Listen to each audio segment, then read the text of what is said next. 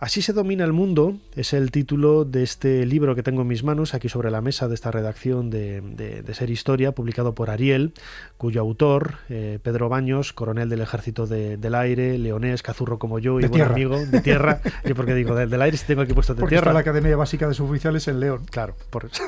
El Ejército del Aire. Pedro, muchísimas gracias por compartir con nosotros estos minutos. Bienvenido a Ser Historia. Encantado, es un auténtico placer, Nacho. Muchas gracias por invitarme.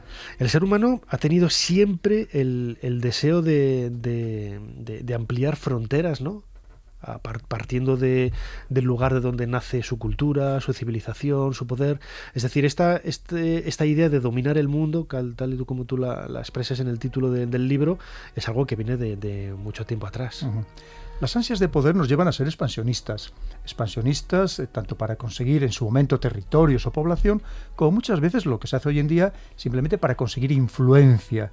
Porque si consigues influencia también estás consiguiendo sobre todo los recursos. Hoy en día ya no se trata tanto de conseguir población, porque la población, digamos el componente humano a la hora de trabajar en una fábrica ha perdido evidentemente pues parte de sus características. Hoy en día sobre todo lo que se trata es de ejercer el poder a través de la guerra psicológica, de los medios de comunicación, para influir sobre la gente y por lo tanto también influir sobre la mente de los dirigentes. Uh-huh. Has mencionado estas herramientas como Internet, las tecnologías convencionales que, sobre todo en la segunda mitad del siglo XX, pues han tenido tanta boga, sobre todo han estado tan en boga como sobre todo Internet. Son herramientas que han cambiado también ese paradigma del anhelo del control y herramientas más útiles para la gente que hace el mal, ¿no? Y intentar hacerse, como expresa muy bien esos tentáculos que aparecen en la portada de tu libro, Así se domina el mundo, pues de intentar hacer acopio de absolutamente todo. Hay algo que es eterno, que son las pasiones humanas, los pecados capitales que nos consumen a todos. Pero hay algo que lo modifica sustancialmente, que efectivamente es la tecnología. Y además una tecnología que si esa geopolítica con minúscula, que entonces estaba relacionada con un ámbito geográfico muy limitado, hoy en día lo pondríamos esa G con mayúscula porque abarca todo el planeta. Cuando hablamos de esas operaciones de información, de guerra psicológica, son operaciones de escala planetaria. Y eso solamente lo permite la tecnología actual, que no existía hasta hace muy poco tiempo, porque los teléfonos inteligentes es una cosa de hace 10 años, más o menos. Y lo que significa que efectivamente hoy en día esa capacidad que tiene quien controla esos medios de comunicación, esa nueva tecnología, o ya la tecnología, que ya no es nueva, que la tenemos totalmente instaurada en nuestro mundo, pues tiene una capacidad casi omnímoda para controlar el planeta. Uh-huh. Un control que yo recuerdo en una conversación con un amigo egipcio, pues recuerdo que debía de ser pues hace más de 5 años, porque el nacimiento de Daesh se da en 2013, más o menos, uh-huh. Y yo recuerdo que debió de ser ese año o poco antes. Él ya me comentaba que, un poco temeroso, ¿no?, de esos comentarios que ya empezaban a surgir en la televisión, de un grupo al norte de Siria que estaba con la idea de crear un califato. La primera vez que escuchaba yo la palabra califato desvinculado a la historia medieval, ¿no?, sobre todo de Al-Ándalus y este tipo de anécdotas históricas, ¿no? Y yo recuerdo, porque lo tengo escrito en los diarios de viaje que yo siempre realizo, pues he estado con fulanito en este sitio, en esta cafetería, y me ha comentado esto y tal, ¿no?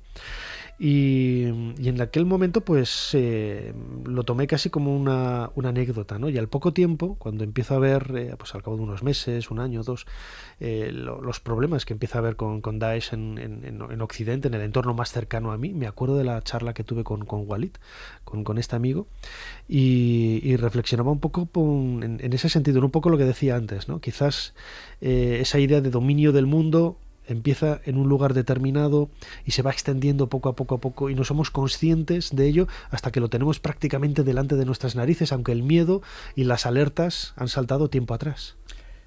Para todos los grupos salafistas yihadistas, que es la expresión correcta, sí, la aspiración es la misma, que es un califato universal regido por un califa y donde impere la ley sharia.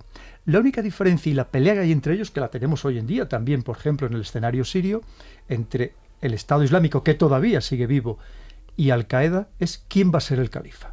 Claro, cuando al-Baghdadi, el califa Ibrahim al-Badri, se erige él en califa de ese Estado Islámico, de ese Daesh, claro, Al-Qaeda, en este caso, al-Zawahiri, que es el actual líder de Al-Qaeda una vez que fallece o que es asesinado Bin Laden, Resulta que, claro, dicen, no, si nosotros llevamos desde el año 1988 intentando crear ese califato universal, no vas a ser tú ahora el califa, nos correspondería a nosotros. Pero el objetivo es lo mismo. Porque, claro, hay que pensar que el califato existió hasta 1924. Hasta 1924, que es abolido por Ataturk. Y precisamente en 1928, si surgen los hermanos musulmanes en Egipto, de la mano de Albana, es para recuperar, para volver a instaurar ese califato. Y desde entonces, y hablamos de 1928, siempre ha habido grupos que lo han intentado instaurar. Algunos de manera local, podríamos hablar del califato en el norte del Cáucaso, en la zona de Chechenia, de Ingusetia, de Dagestán. Podríamos hablar de los califatos que se intentó instaurar en Afganistán, pero sobre todo también hay una corriente que lo intenta hacer de manera universal, que ese califato llegue a dominar todo el mundo, esas corrientes expansionistas que estábamos comentando. Porque Salaf significa el predecesor, ir a los fundamentos, el fundamentalismo, y por lo tanto es la aspiración de recuperar el momento de mayor esplendor donde prácticamente ese califato musulmán abarcaba todo el mundo conocido, que estamos hablando de aproximadamente hacia el año 1000. Recordemos que además es que lo teníamos el califato aquí en Córdoba, con Abderramán III, que en su momento era el hombre más poderoso de la tierra, y es lo que pretende recuperar esos momentos históricos y, por tanto, el momento además de mayor pureza del Islam, donde ellos creen que no estaban contaminados por la influencia judeocristiana o por los misioneros que han intentado perturbar o modificar sus hábitos de vida, y por lo tanto recuperar ese califato y, a ser posible, instaurarlo en todo el planeta.